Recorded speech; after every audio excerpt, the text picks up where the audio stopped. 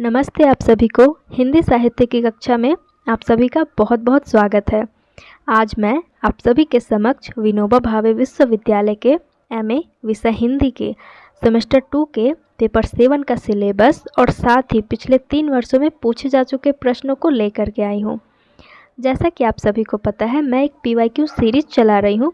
इस सीरीज़ के अंतर्गत 3 साल में यानी सेशन 19 से 21 और सेशन 20 से 22 और सेशन 21 से 23, ये जो 3 वर्ष का जो सेशन है, इन तीनों वर्षों में जो प्रश्न पूछे जा चुके हैं सेमेस्टर 2 में, उन सभी प्रश्नों को मैं यहाँ चर्चा करूँगी, जिससे कि आपको इतना पता चल जाए कि किस प्रकार से हमें सही दिशा की ओर बढ़ कर के पढ़ाई करनी है।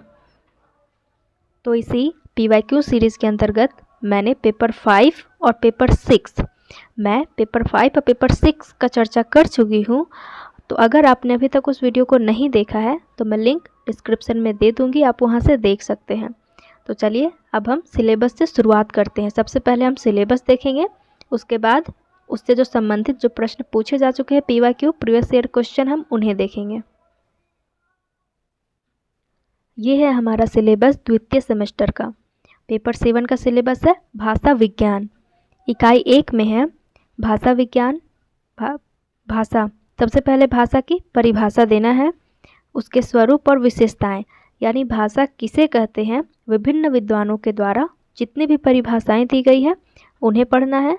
फिर भाषा का क्या स्वरूप होता है उन्हें, और भाषा की क्या विशेषताएं हैं उसे। फिर भाषोत्पत्ति विषयक सिद्धांत, यानी भाषा किस प्रकार से उत्पन्न हुई है, उस विषय में जो विभिन्न प्रकार के जो सिद्धांत दिए गए हैं उन सारे सिद्धांतों को यहाँ पढ़ना है। अब भाषा का वर्गीकरण। भाषा का वर्गीकरण यानी कि भाषा को 2 प्रकार में बांटा गया है, पारिवारिक और आकृति मूलक। तो इन दोनों को ही अच्छे से पढ़ना है। अब आगे है इकाई 2। इकाई 2 में है ध्वनि परिवर्तन के कारण और दिशाएं, वाक्य परिवर्तन के कारण और अर्थ परिवर्तन के कारण और दिशाएं, यानी ध्वनि परिवर्तन का क्या कारण होता है और क्या दिशाएं हैं उन्हें पढ़ना है। अब वाक्य परिवर्तन के क्या कारण है और अर्थ परिवर्तन के क्या कारण है और क्या दिशाएं हैं उन्हें पढ़ना है। अब इकाई 3 में है प्राचीन और मध्यकालीन आर्य भाषाएं, यानी प्राचीन और मध्यकालीन आर्य भाषाओं का अध्ययन करना है। आधुनिक भारतीय आर्य भाषाएं और उनका वर्गीकरण, और आधुनिक भारतीय आर्य भाषाओं का और उनका वर्गीकरण। आगे अब हमारा इकाई 4, इकाई 4। इकाई 4 में है देवनागरी लिपि का विकास और उसकी वैज्ञानिकता। देवनागरी लिपि जो हमारी हिंदी की लिपि है, देवनागरी लिपि, इसका विकास किस प्रकार से हुआ है और उसकी क्या वैज्ञानिकता है। राष्ट्रभाषा, राजभाषा और संपर्क भाषा के रूप में हिंदी, यानी राष्ट्रभाषा के रूप में हिंदी किस प्रकार से है, राजभाषा के रूप में हिंदी किस प्रकार से है, और संपर्क भाषा के रूप में हिंदी किस प्रकार से है, इसका अध्ययन करना है। और देवनागरी लिपि।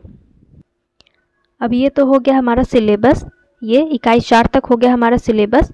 अब हम आगे देखते हैं निर्देश।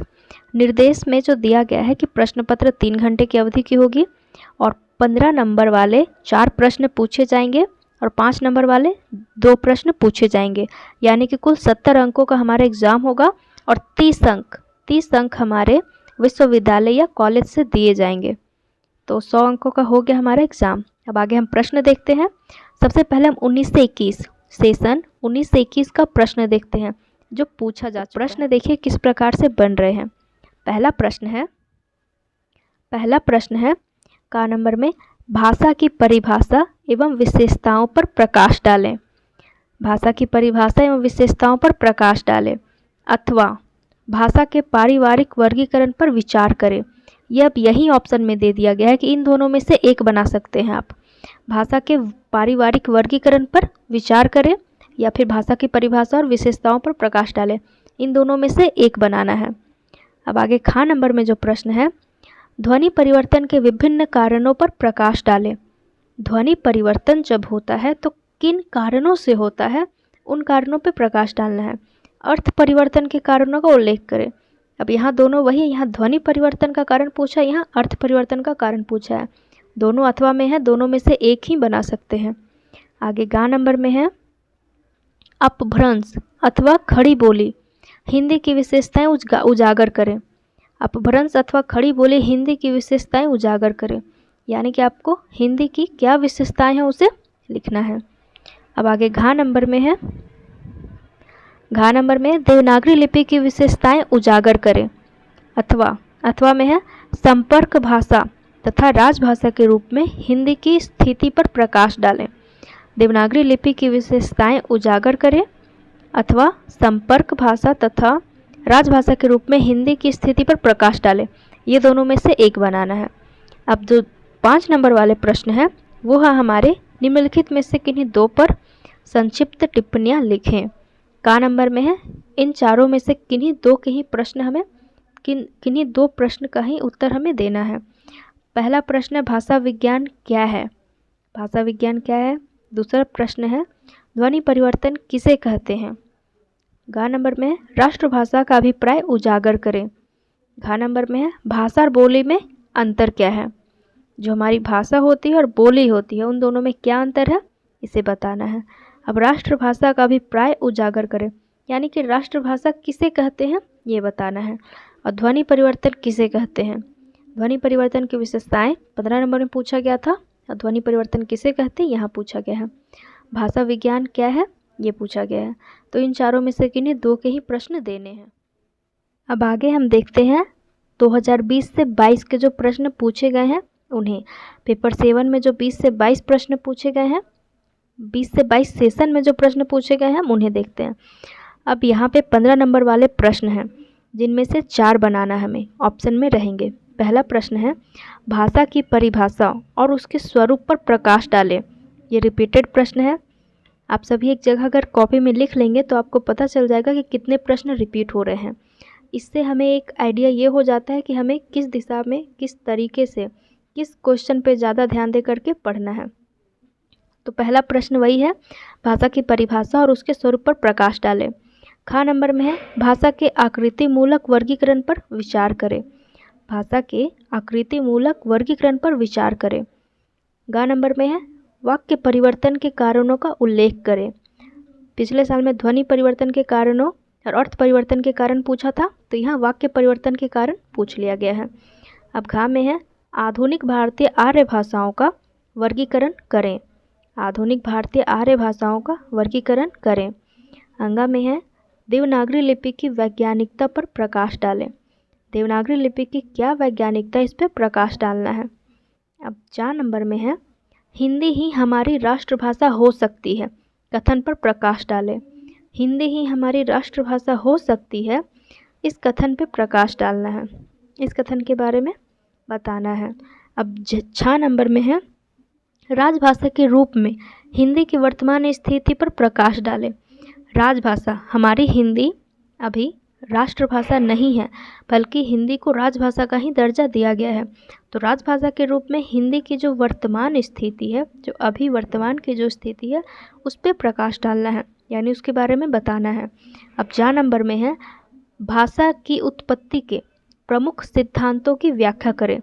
भाषा की जो उत्पत्ति हुई थी उनके प्रमुख कौन कौन से सिद्धांत हैं इनके बारे में बताना है।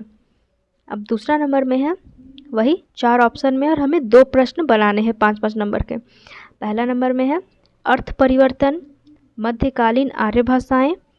ग में है संपर्क भाषा के रूप में हिंदी। घ में है भाषा की विशेषताएं।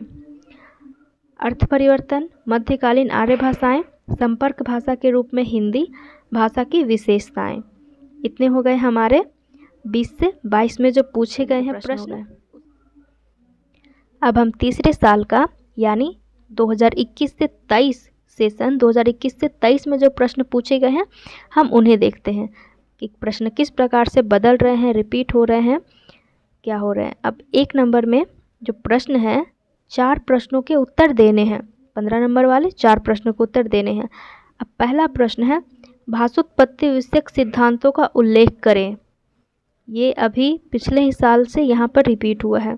भाषोत्पत्ति भाषा की उत्पत्ति के विषय में जो सिद्धांत दिए गए हैं उनका ही उल्लेख यहाँ भी करना है। अब ख नंबर में है भाषा के पारिवारिक स्वरूप का विवेचन करें। भाषा का जो वर्गीकरण वाला टॉपिक था सिलेबस में उसी से ये पूछा गया है।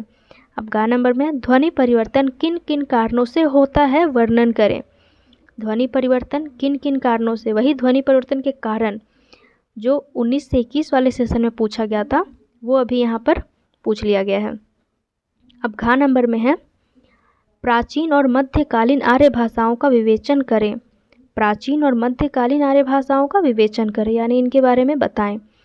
और अंगा नंबर में हिंदी भाषा की विशेषताओं का विवेचन करें। हिंदी भाषा की विशेषताओं का विवेचन करें। अब आगे हमारा चा नंबर में है, संपर्क भाषा के रूप में हिंदी का वैशिष्ट्य बतलाइए। संपर्क भाषा के रूप में हिंदी का वैशिष्ट्य बताएंगे।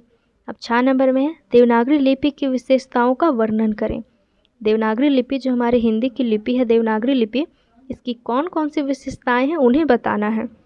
अब जा नंबर में है, राष्ट्रभाषा और राजभाषा का अंतर स्पष्ट करें। हमारी राष्ट्रभाषा यानी राष्ट्रभाषा किसे कहते हैं और राजभाषा किसे कहते हैं, इसमें अंतर स्पष्ट करना है। अब जो 5 नंबर वाले हमारे प्रश्न हैं, 4 प्रश्न पूछे जाते हैं। तो पहला है, वाक्य परिवर्तन के कारण। खा में है, आकृति मूलक भाषा का स्वरूप।